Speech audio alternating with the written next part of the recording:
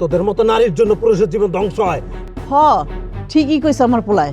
হ্যাঁ তুমি রাত্রি গিয়া সকালে আইছো টাকা লইয়া, পুরা রাত কইছিলা হ্যাঁ কোনখান থেকে আকাম কইরা এই টাকাগুলো নিয়ে আইছো? মা বিশ্বাস করেন এটা কোনো আকামের টাকা না। এত টাকা পাইলা কই? তোমার কে দিল এই টাকা? নিশ্চয়ই নষ্ট ফষ্টি করে নিয়ে আইছো।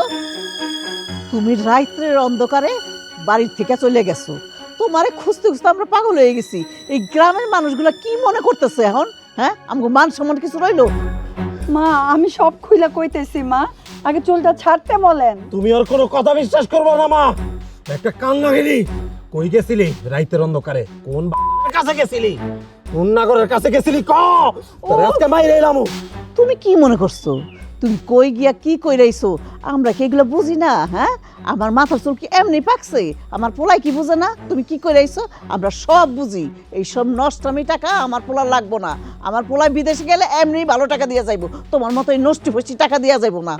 মা আমার এই কথাটা কইতে দেন মা, ছাড়তে বলেন।